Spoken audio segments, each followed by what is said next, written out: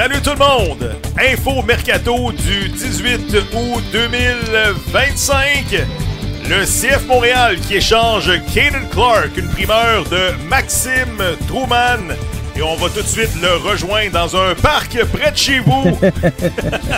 Comment ça va, Max? Celui qui a eu la primeur, Caden Clark, échangé au DC United contre de l'argent, probablement d'allocation. Max, comment ça va?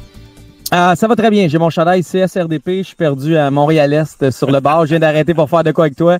Si quelqu'un prenait une photo, ce serait pas très glamour. Là. Je tiens mon téléphone qui joue le rôle de caméra, puis on fait ce qu'on peut avec ce qu'on a, puis on donne du contenu CF Montréal up-to-date. C'est ça les médias en 2025, on se revire sur un dizaine.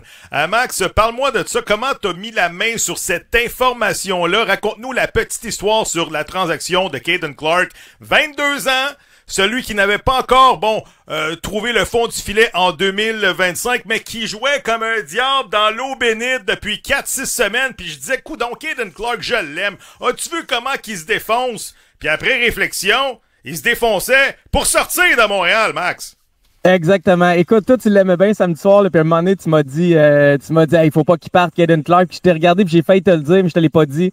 Il est en égo avec 3 équipes depuis un certain bout de temps. Il y avait Toronto FC, il y avait le Fire de Chicago, puis il y avait DC United. Je pense que le match de samedi a joué un rôle. Je ne sais pas, mais je pense que son bon match. C'est vrai qu'il travaillait fort. Tu sais, mouillait le maillot, créait des trucs, il a fait des belles passes. Donc, Caden Clark a impressionné assez le DC United. DC United cherchait un passeur pour la donner à Benteke. DC United, c'est un nouveau coach qui a un système de jeu, des principes de jeu dans lesquels Caden Clark s'insère bien selon eux.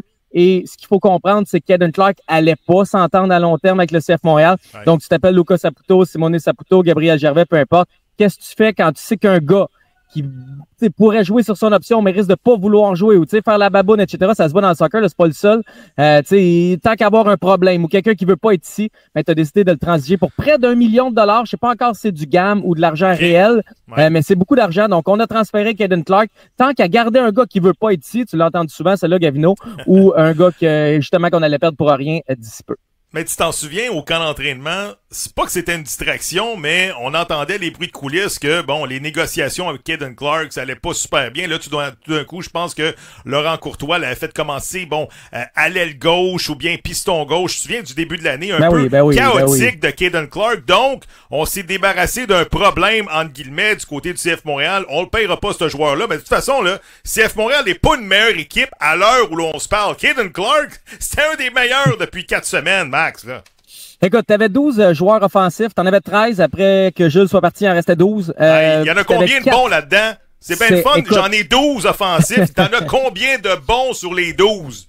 Je te parle de quantité, non pas de qualité, mais oui, t'as raison, c'est une autre question. Mais on avait trop de joueurs pour 4 postes qu'on double, notons à 8, c'est 12, fait qu'il y a 4 gars de trop.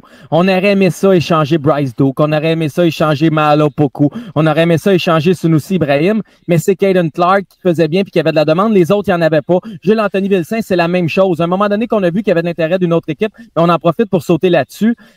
Faut juste comprendre de quoi on est en reconstruction, puis je pense que le mot, je l'avais pas lu de la bonne façon dans la lettre des gars. Quand ils l'ont signé, c'est Simone, Luca puis Gabriel. On est en reconstruction. Et qu'est-ce qu'on fait dans une reconstruction? On fait du ménage et après, on amène des joueurs. On est encore à l'étape du ménage. Ouais. Et j'ai bien peur que peut-être qu'on va avoir un ajout ou deux cette semaine, mais les vrais ajouts de qualité, peut-être qu'ils vont devoir attendre à l'hiver. Ça me fait peur. C'est pas comme ça que j'avais lu la lettre au début. C'est pas les bruits de corridor que j'avais eu au début. Mais je pense qu'on fait beaucoup de ménage. On espère le remplir. Ça. Je m'attends à un mot ou deux d'ici jeudi, mais j'ai peur que la grande acquisition, elle doive attendre un peu. Tu sais, c'est bien le fun, là, le ménage, là. Mais Caden Clark, il a pas 36 ans, là. C'est pas un joueur de location, il a 22 ans. Puis l'année passée, il l'a prouvé avec des bons joueurs, dont Joseph Martinez. 4 buts, 2 passes en 6 matchs qui a propulsé le CF Montréal dans le play-in. Pour moi, je pense que Caden Clark n'était pas le problème. Mais là, j'ai hâte de voir parce que Alger Escobar va avoir un break pour les 6-7 prochains matchs. Ça va être facile, là. Tu débarques Caden et tu mets Alger qui, justement, attend sa chance du côté du CF Montréal depuis son acquisition. Ouais, exact. Ça va donner des minutes à Alger Escobar. En même temps, est-ce qu'Alger Escobar est prêt à jouer 70-80 minutes par match, peut-être 90? Je le sais pas. On l'a vu en Super Sub être super bon, mais on l'a vu avoir un départ puis être moyen. Donc, est-ce que c'est rendre service aux joueurs de lui donner un trop grand rôle trop vite? On l'a fait avec Guboglo, puis on a vu que c'était pas nécessairement un service qu'on a rendu aux jeunes. Donc oui, Escobar va avoir des minutes, mais est-ce qu'il était vraiment rendu là? On verra. Le truc avec Clark, là, je te le dis, en début de saison, ils ont été pas loin de s'entendre, ils se sont pas entendus. À partir de ce moment-là, après, ça boitait un peu. C'était Tony Marinaro qui avait sorti l'info en premier. Clark était prêt à doubler de salaire et à rester long terme. Un peu la même chose que Mathieu Choignard. Puis les deux cas se ressemblent beaucoup. Et là, à partir du moment où tu sais que Clark, tu sais, il risque de quitter, que tu le prolongeras pas, mais il est arrivé 2-3 histoires dans l'année. Moi, on m'a raconté une histoire de souliers, là. Caden Clark voulait avoir des nouveaux souliers. On lui aurait dit non. Il n'y aura pas de nouveaux souliers pour toi, même si tu n'es pas d'être commandité par Adidas puis le club, etc. Parce que les souliers, on les attendait peut-être pour un meilleur joueur qui s'en venait. Donc, tu sais, il est arrivé des situations dans la saison qui pointaient vers un éventuel départ de Caden Clark. Et récemment, il y avait plein de minutes, puis il jouait bien, Gavino.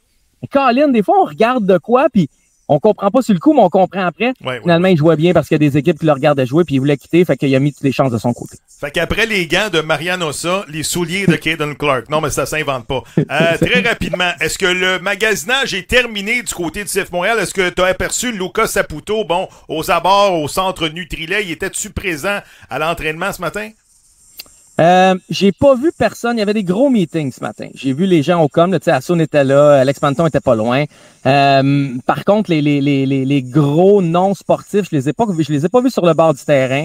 Okay. Moi, ce qu'on m'a laissé sous-entendre, puis là, c'est moi qui essaie de lire entre les lignes, puis tout, c'est qu'on travaille encore très fort pour avoir un ajout 2 d'ici jeudi. J'ai entendu un nom que c'est un attaquant qui a été international, qui est un peu plus vieux. Je pense que ce serait un bon ajout, mais c'est loin d'être fait. Je suis pas sûr qu'on va faire ça d'ici jeudi. Il y a des trucs. Je pense qu'on va réussir à ajouter un joueur ou deux. Et comme je te dis, je suis pas sûr que le joueur qui va rendre fou le fanbase, il va être ajouté cette semaine. Puis le problème, c'est que c'était en renouvellement de billets de saison, puis ça va pas top, le renouvellement des billets de saison. Fait que ça pourrait faire mal à ton fanbase le plus sincère, le plus proche, le plus fidèle, exactement, le plus hardcore. Donc, tu sais, ça va dépendre. J'ai deux petites affaires pour toi. Oui, vas-y. Gavino, je te donne là. On verra qui écoute le show pour vrai, qui pogne les trucs. Le CF Montréal travaille sur un rachat de contrat. Okay. On a dit dans les dernières années, CF Montréal ne rachète pas de contrat. CF Montréal travaille. Ça veut pas dire que ça va être fait, mais on évalue cette option-là sérieusement. Donc, on est sérieux. Peut-être que l'argent qu'on est allé chercher avec Clark, qui est à peu près 1 million, peut servir à racheter un autre contrat. Oui, je ne sais pas.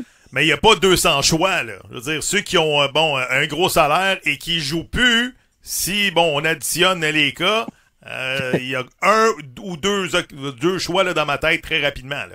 J'ai oublié que tu comptais vite. 10, 12, 24, 36, 48. Fait que je pense que tu es sur une bonne piste. Oui, Et l'autre truc. Il y a un joueur important qu'on aime à Montréal qui a un rôle ultra important dans l'équipe. Qu'on voyait tous rester à Montréal l'année prochaine, mais qui finalement pourrait ne pas rester s'il obtient pas ce qu'il veut ou si ça fait pas son affaire. Et ça, ce serait un départ qui ferait mal. Okay. C'est pas Domine, non. C'est pas Joel Waterman. Oui, Waterman est probablement magasiné, mais il y a un joueur qu'on aime beaucoup, qui fait la job et qui aimerait rester à Montréal, voudrait vraiment rester à Montréal, mais dans d'autres termes. Et dans les prochaines heures, ça pourrait bouger positivement, je l'espère. Oh ça se peut qu'on aille aussi un truc surprenant comme Caden Clark, mais je ne pense pas. Je pense un joueur que lui, du 11 partant régulier, tu veux dire. C'est pas un super 100%. sub, là. OK. Non, c'est pas un super sub, mais je pense que ça va bien virer, cette histoire-là. Je pense que tout le monde est sur la même longueur d'onde, tout le monde est sur la même page, mais si jamais il y a une autre transaction à la Caden Clark, je t'expliquerai pourquoi en privé ou ici avec tout le monde. Parfait. Très rapidement, Jules Anthony Vilsain qui marque un but avec Toronto FC. Tu sais, on était tous les deux sur la galerie de presse avec mon cellulaire. Je dis, hey, écoute, je vais juste mettre la game de Toronto FC juste pour voir qu'est-ce qui se passe. Puis là, il y a un corner de Georgie. Puis tu t'en souviens, là, je t'ai dit, check bien ça. Georgie va la mettre sur la tête de Vilsain et compte 15 secondes plus tard, c'est ça qui est arrivé, Vilsain avec son pied. C'est une histoire qui s'invente pas, justement, mon ami Max. Puis même nos amis de One Soccer se moquent un peu du CF Montréal ce matin en disant que CF Montréal ressemble au Titanic. Où s'en va cette organisation-là? Et selon eux, là, c'est un vol, ce trade-là. Longstaff contre Vilsain, rapidement. Ouais. En même temps, c'est des gens chez One Soccer qui tapent tout le temps sa tête du CF Montréal. Fait que, tu sais, faut en prendre puis en laisser, là. C'est c'est redondant un petit peu, mais il y a quand même un fond de vérité. Il y a beaucoup de gens qui comprennent pas la transaction. Pensez-y, là. Le CF Montréal est en reconstruction, veut miser sur des jeunes et échange un jeune attaquant ou 10 de 22 ans qui est capable de la mettre dedans puis qui avait des bonnes stats l'année passée. Fait que c'est sûr qu'a priori, on comprend pas. Après ça, s'il était venu fouiller un peu, il comprendrait qu'il y avait un petit problème entre le coach et Jules-Anthony Vilsaint, que ça marchait pas, ces deux-là. Mais en même temps, de l'extérieur, oui, ils ont raison. Il y a des moves qu'on ne comprend pas. Caden Clark fait partie de ces moves-là. Quand tu comprends pas qu'il voulait quitter, mais là, tu les additionnes. Saliba voulait pas rester, on l'a vendu. Campbell voulait pas rester, on l'a vendu. Là, t'as Caden Clark qui voulait pas rester, on l'a vendu. À un moment donné, oui, la phrase « on veut des joueurs qui veulent jouer ici », elle existe, elle est valable, mais c'est qui? Les joueurs qui veulent jouer ici. Voulait rester, on l'a pas payé, il est parti, puis il a marqué un but avec le LAFC en fin de semaine. Non, mais c'est vrai, là. On attend des bonnes nouvelles. Puis, tu sais, j'ai parlé à un collègue de travail cette semaine, il m'a dit « Je ne renouvelle pas mes billets de saison, je suis en 103, ça me coûte 2500$ par année. Moi, c'est terminé. Je veux même pas un club champion, je demande juste un club compétitif. » Tu sais qu'à la fin de l'année, tu te dis « Ils ont joué pour 500, puis j'ai eu du fun au stade. » Là, on n'a pas de fun au stade, il n'y a pas de spectacle. J'essaie d'être positif, mais on parle aux gens au stade là qui vont au stade Saputo à chaque fin de semaine. Les gens sont découragés. Max, découragé. Ah, t'as raison. Puis dans les dernières années avec Olivier Renard, on faisait toute une série où on n'était pas loin des fers. On faisait un bout de chemin en championnat canadien. T'sais, on n'était pas loin d'une ligue. T'sais, on pouvait y croire. On n'était pas top à part 2022, mais on pouvait y croire. Chaque match pouvait être une victoire. Là, c'est l'inverse. On a une victoire en 13 matchs au Stade Saputo. 1 en 13. Pense-y, Gavino, 13 games. Compte jusqu'à 13. C'était bon, vas-y. Compte jusqu'à 13. Ah ouais. 1, 2, 3. Écoute. Je sais. C'est pas le fun. C'est pas le fun d'aller au stade. C'est pas le fun de voir, Marco Donadel. On essaie d'être positif. On y pose des questions. Même moi, j'essaie de se poser des questions sur Victor Lotouri et tout ça. Mais tu vois que Donadel est un petit peu amer de ce qui se passe. Il aimerait avoir des bons éléments devant lui, mais présentement, tu sais, c'est rien pour écrire à sa mère et je me pose comme question à savoir est-ce que Marco Donadel en a assez fait pour rester pour les saisons suivantes. En tout cas, c'est quelque chose qui va être posé comme question rapidement. Une phrase de Marco. Qu'est-ce qu'il a dit? Il dit, les jeunes, là, s'ils produisent pas, ils vont quitter. Je me souviens pas quel mot il a pris, mais il a rajouté. C'est un peu comme moi, là. Si je perds tout le temps, je vais rentrer à la maison en Italie, je vais me faire mettre dehors. C'est une phrase lourde de sens. Marco Donadel doit gagner des matchs d'ici la fin de la saison. C'est le gars de la direction. La direction veut qu'il reste, mais il faut qu'il gagne. Parce que s'il en ligne les défaites encore, ça va être dur de justifier. Hey, on a gardé le coach qui a connu la pire saison de l'histoire du club. Il faut qu'il gagne des matchs. Il n'y a pas besoin de ma pression, mais j'en mets pareil un peu. Il faut que tu gagnes des matchs, Marco. Max, c'est déjà la fin de ce Flash Info, puisque de toute façon, t'as plus de batterie sur dans ton cell. J'ai un pied engourdi, j'ai des ballons qui revolent pas loin. Je suis content que ça finisse. Dans un parc près de chez vous, est-ce qu'on remet ça peut-être jeudi à la date limite des transactions Mercato IMFC Radio? Qu'est-ce que t'en penses? Peut-être jeudi un Flash Info rapidement? On verra, on devrait. Je vais avoir mon kit avec moi, puis s'il y a des annonces, ça vaut la peine de faire un show, on en fait. Max Truman. Justement, breaking news. Caden Clark échangé au DC United, primeur de Max Truman. On se revoit très bientôt sur IMFC Radio. Merci tout le monde. Bye bye. Ciao!